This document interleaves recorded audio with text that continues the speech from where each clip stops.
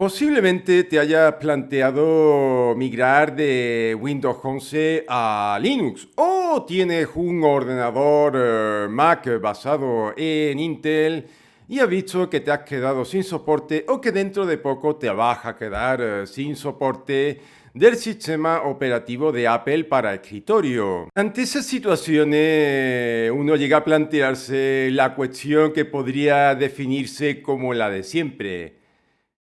¿Tendría que migrar a Linux o debería plantearme la migración a Linux?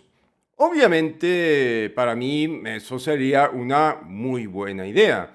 En el caso de Windows 11, para cambiar a un sistema operativo que funciona mucho mejor y que sobre todo no está lleno de mierda y que no incluye una telemetría opaca que a saber qué diablo está recopilando y que no tiene característica cuestionable como recall barra recuerdo.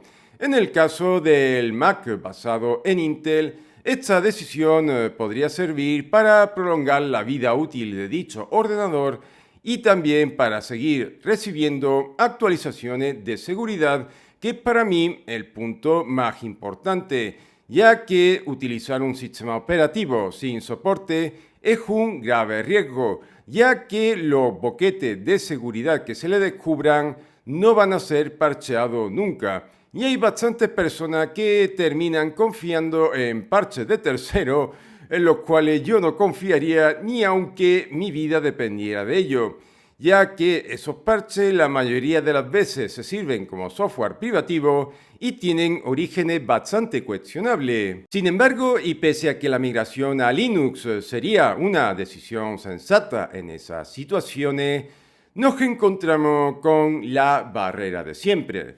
Y es que si bien Linux o GNU Linux ha mejorado muchísimo en su experiencia de usuario en la última década, de hecho, y como he repetido en muchas ocasiones, SteamOS no es nada especial. De hecho, quitando su implementación del cliente de Steam, no tiene nada que no puedas obtener en otra distribución en Linux. Y esto lo recuerdo una y otra vez porque por YouTube me encuentro a bastantes personas que como mínimo insinúan que si el escritorio Linux es actualmente usable, es gracias totalmente a Valve, cuando la mayor contribución de Valve no ha sido en torno a la interfaz gráfica ni la interfase de usuario en general, sino que la contribución de Valve se ha centrado principalmente en RADV, o sea, el driver de Vulkan para gráfica Radeon presente en Mesa, del cual Valve es el principal desarrollador desde hace bastante años, o sea que RADV es de facto un proyecto de Valve, orbita muy cerca de Valve,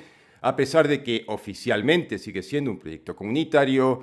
Valve también ha contribuido de manera relativamente importante a MDGPU, que es el driver presente en el kernel Linux dirigido a la gráfica de Radeon, aunque en este caso la principal contribuidora y desarrolladora de largo es AMD, y como no, está ahí Proton, que ha sido la gran revolución en torno a Linux Gaming y del cual, pues, curiosamente, las compilaciones proporcionadas por Valve, al menos para mí, no son las mejores que puedes utilizar en estos momentos. Y en la actualidad, yo recomiendo empezar por la bifurcación de CatchOS, que poco a poco está ganando más usuarios, gracias sobre todo a que cuenta con un soporte para Wayland más maduro que el de Glorious Eggroll y sobre todo las compilaciones proporcionadas por Valve. Recuperando el tema que estaba abarcando, si bien GNU Linux ha mejorado muchísimo en su experiencia de usuario en la última década,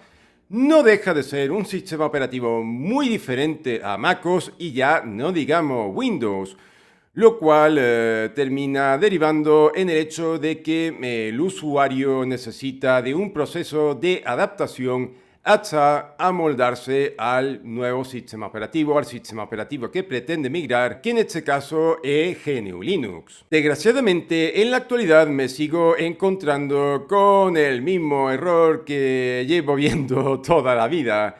Y es el hecho de que el usuario para migrar a Linux tiende a empezar por el sistema operativo. Como acabo de decir, Linux o GNU Linux Es un sistema operativo muy, pero que muy diferente a Windows, lo cual, pues bueno, resulta un cambio bastante radical. Pero es que tras instalar el sistema operativo, el usuario tiene que empezar a buscar aplicaciones equivalentes a las que utilizaba en Windows o en MacOS. Y claro, entre que tiene que amoldarse a un sistema operativo nuevo al que no está adaptado y al hecho de que ha empezado a buscar las aplicaciones alternativas después de instalar GNU Linux, se encuentra con una bola tan grande que no puede tragar, ni mucho menos digerir. ¿Y en qué suele acabar esta historia? Pues en el regreso a Windows o MacOS. ¿Qué recomiendo hacer si se pretende migrar a Linux? Pues lo primero que tiene que hacer el usuario es respaldar todos sus datos o al menos los datos más importantes. Porque en este tipo de cosas lo primero que hay que hacer, por si acaso y por precaución, siempre respaldar, que si no después se lamenta no tomar las precauciones.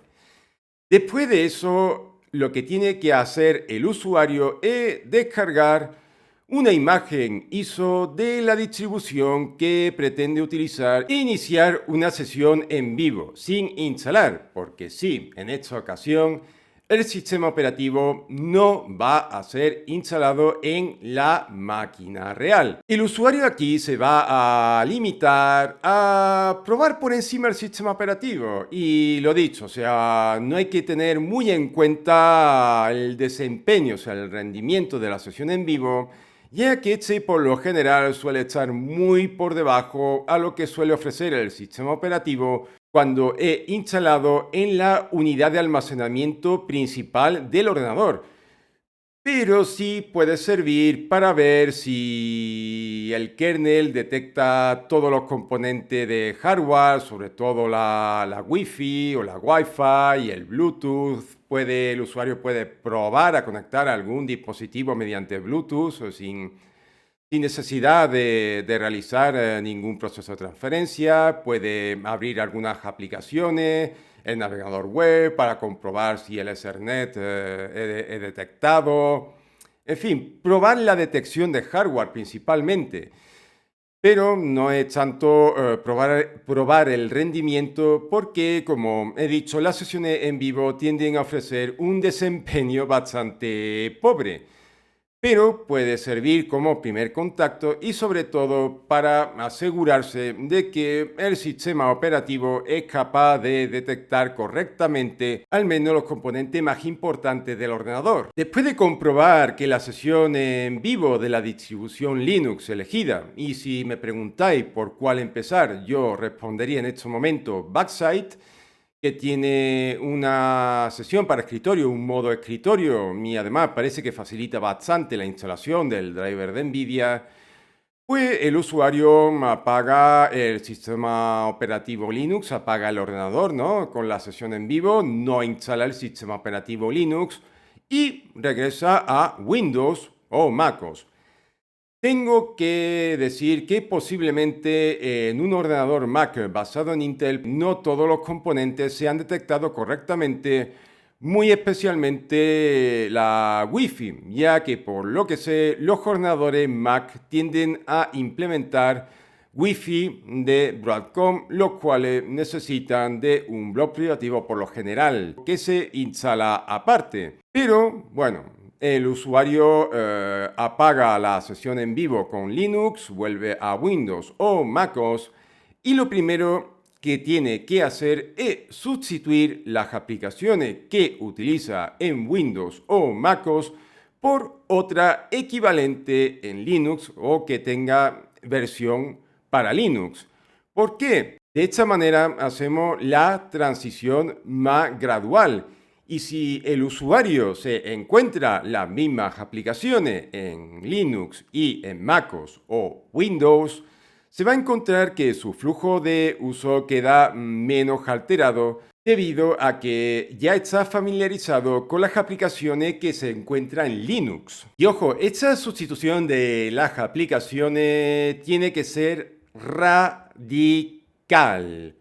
O sea, nada de intentar ir 50-50 porque si el usuario va con esa, si va con media tinta, por inercia va a tender a irse hacia la aplicación con la que está familiarizado y que se supone que no tiene versión para Linux. O sea, si utiliza, por ejemplo, Outlook, puede utilizar Thunderbird en su lugar. Si utiliza Microsoft Office, pues puede emplear LibreOffice u OnlyOffice o VPS Office, ¿no? Que si bien es privativo, por ahí dicen que es la suite ofimática alternativa que mejor soporta los formatos de Microsoft.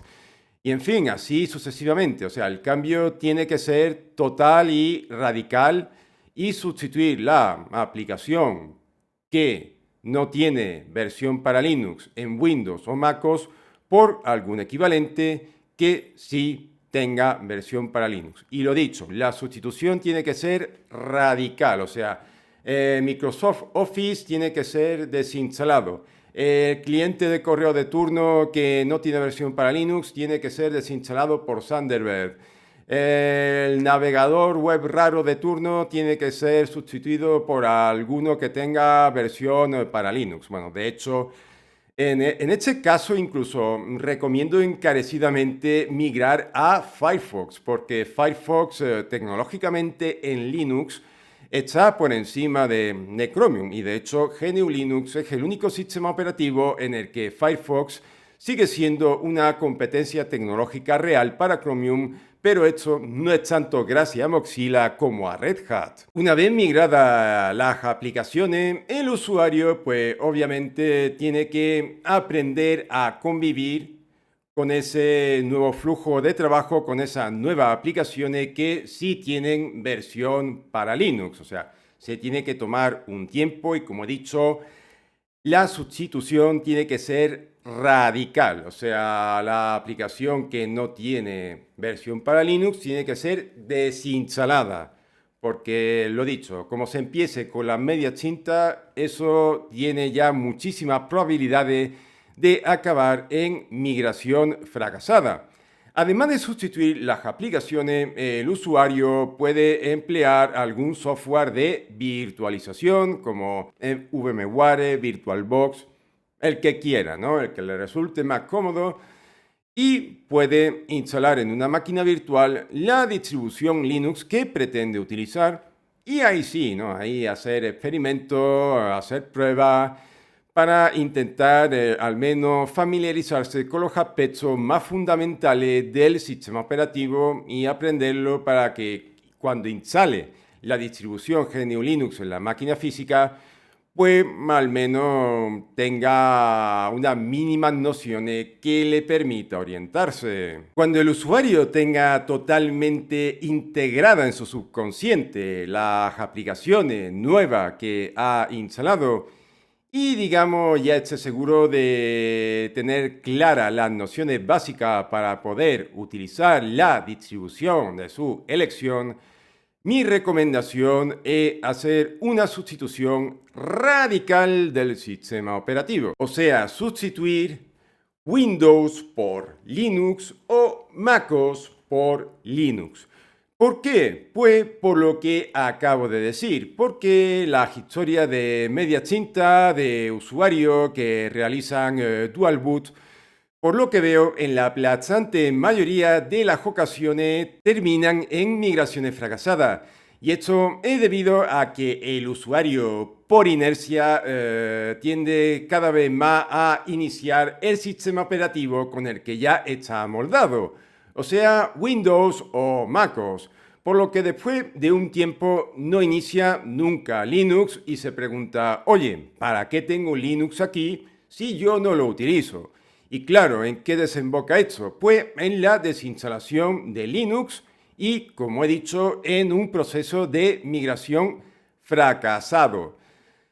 Así que yo recomiendo que la migración del sistema operativo sea radical, sustitución total de Windows o MacOS por Linux para así garantizar que no se vuelva atrás. Sin embargo, el tema del dual boot soporta algunas excepciones por mi parte. O sea, por ejemplo, esos videojuegos online que no tienen soporte para Linux, principalmente por el anti-cheat. O sea, los videojuegos de Riot, Fortnite, aunque utiliza Easy Anti-Cheat, pero Epic Games no ha habilitado el soporte para Linux y luego Epic Games dice defender la plataforma abierta. Y también se puede contar algunas soluciones profesionales muy específicas que no tienen versión para Linux, destacando aquí Photoshop.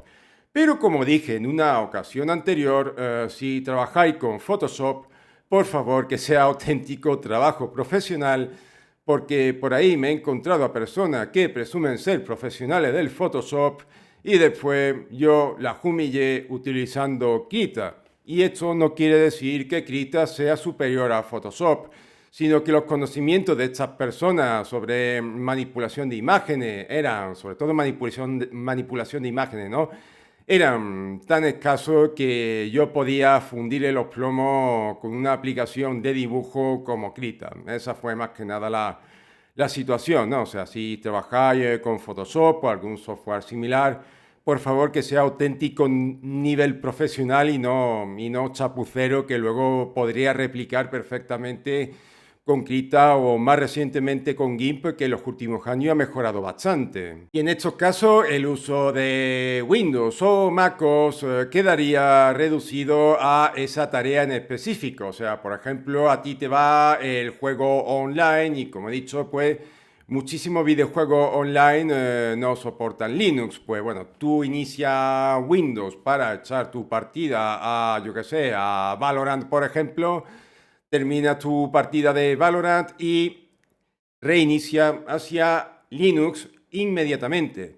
Y obviamente si tú trabajas con alguna solución profesional que no soporta Linux, el mencionado Photoshop, ¿no? Que suele ser el más mencionado en estos temas, pues tú haces la tarea que tienes que hacer con Photoshop y una vez que hayas terminado, reinicia hacia Linux. O sea, quédate en Windows justo el tiempo imprescindible, nada más. O sea, ni siquiera lo utilice para ver los periódicos digitales o ver TikTok o lo que sea. No, tú termina tu tarea con Photoshop, y Photoshop aquí que se tome sobre todo como un ejemplo, y cuando hayas terminado con el Photoshop, reinicia Linux y fuera. Volviendo al tema de las migraciones de las aplicaciones en Windows o MacOS, pues obviamente es para amortiguar el cambio de sistema operativo. Porque si el usuario se encuentra las mismas aplicaciones en Windows o MacOS y en Linux, obviamente el entorno que se va a encontrar en Linux le va a resultar mucho más familiar. Además, la mayoría de los usuarios tienden a concentrar el usuario del sistema operativo en las aplicaciones y no tanto en el sistema operativo en sí. Y esto es un tema que dentro de Linux muchas personas siguen sin entender. Pero como las personas tienden a concentrar el uso del sistema operativo en las aplicaciones, si se encuentran las mismas aplicaciones en Windows y en Linux o en MacOS y en Linux, esto facilita mucho la transición porque el usuario cuando empiece a abrir aplicaciones se va a encontrar con un entorno con el que ya está familiarizado. Por lo cual aquí ya no hay curva de aprendizaje ni camino que recorrer a nivel de aprendizaje. Y a pesar de todo lo que he comentado, el usuario puede encontrarse al final con que Linux no le va bien en su ordenador.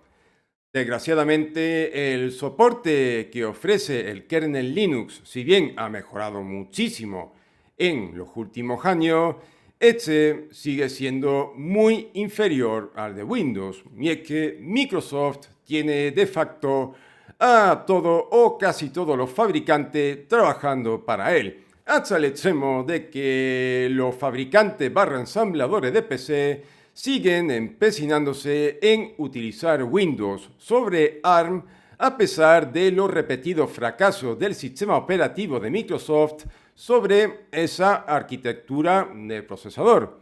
Y me sorprende que, bueno, los fabricantes de PC no hayan decidido, por ejemplo, montar algún tipo de consorcio junto con Canonical para, yo qué sé, preinstalar un Ubuntu compilado para ARM en los ordenadores, sobre todo portátiles, que se están vendiendo con arquitectura ARM y procesadores de Qualcomm principalmente. Y bueno, Nvidia recientemente ha presentado aquí sus procesadores Spark u ordenadores Spark, que al menos por ahora parece que se van a limitar a los ordenadores Surface de Microsoft. Si se van a quedar ahí, yo creo que el impacto comercial de estos procesadores, por mucho bombo que le den los medios, va a ser bastante escaso, ya que las ventas de ordenadores Surface nunca han sido altas. De hecho, más bien han sido bastante baja, y me da que esta apuesta por Nvidia es el nuevo intento de Microsoft por imitar a Apple. Parece que el gigante originario de Redmond no ha aprendido de la opción que se dio cuando decidió comprar Nokia para emular el iPhone en cierto modo. En fin, como he dicho, el tema de la migración a Linux no es sencillo, porque estamos hablando de prácticamente cambiar de manera radical todo el flujo de uso del usuario, ¿no? Pero como he dicho, recomiendo empezar por las aplicaciones en MacOS o en Windows y sustituir las que no tienen versión para Linux por otra que sí la tengan. Y el motivo es eso, o sea, si el usuario se encuentra las mismas aplicaciones en Windows o MacOS y en Linux, obviamente la transición se hace mucho más suave por lo que he dicho, porque los usuarios finales tienden a concentrar el uso del sistema operativo en las aplicaciones y no tanto en el sistema operativo. Pese a todo, como he dicho, primer paso, copia de seguridad de al menos los datos más importantes e iniciar una sesión en vivo de la distribución que se haya decidido utilizar. Primera opción para mí, en estos momentos, Backside, ya que es inmutable, se apoya fuertemente en Flatpak, lo que automatiza bastante el soporte de multimedia. Parece que facilita bastante el uso del driver oficial de Nvidia, que es el componente más mierdoso que me haya encontrado nunca como usuario de Linux. Y también por el hecho de que el software Bleeding Edge, como he dicho ya en diversas ocasiones, ha mejorado muchísimo en términos de fiabilidad. Hasta el extremo de que el uso de software LTS en un escritorio común y ya no digamos en un ordenador centrado en videojuegos no tiene mucho sentido en la actualidad. De hecho, si uno ve las distribuciones para gaming que se han hecho populares en los últimos años, pues uno puede ver que todas son Bleeding Edge y que las únicas distribuciones LTS que siguen aguantando son Linux Mint y Ubuntu, y cada vez menos frente al empuje de otras, principalmente CatchyOS y Backside. ¿Por qué? Pues porque en Ubuntu LTS y también Linux Mint, cuya rama basada en Ubuntu toma como base una versión LTS, tiene que instalar PPA de tercero que pongan al día Mesa o el driver de Nvidia, lo cual supone la introducción de repositorios de tercero que se encargan de manipular componentes sensibles del sistema y que no están probados por el desarrollador original del sistema operativo, en este caso Ubuntu. En el caso de las distribuciones Bleeding Edge, son los mismos responsables de la distribución los que se encargan de reempaquetar versiones recientes tanto del kernel como de Mesa, garantizando así el aprovechamiento de las últimas generaciones de gráficas Radeon. Y en el caso de Nvidia, pues se garantiza el proporcionar la última versión del driver oficial del gigante verde. Aunque yo personalmente lo que NVIDIA en Linux, salvo que se trabaje con DaVinci Resolve a nivel profesional, que se trabaje con Blender a nivel profesional o que se trabaje con inteligencia artificial, ¿no? Mi recomendación para Linux es siempre comprar gráfica de Radeon debido a que esta marca ofrece una mejor compatibilidad y una mejor integración que el driver oficial de NVIDIA, sobre todo en lo que respecta al soporte de Wayland. Y bueno, desde que cambié a Radeon, bueno, yo no vuelvo a Nvidia ni de loco porque la cantidad de incidencia que tengo en mi ordenador es muchísimo menor y también el mantenimiento se ha vuelto muchísimo más simple debido a que los controladores están integrados en el kernel y en mesa, ¿no? En fin, esto es todo y nos vemos en el próximo vídeo. Hasta luego.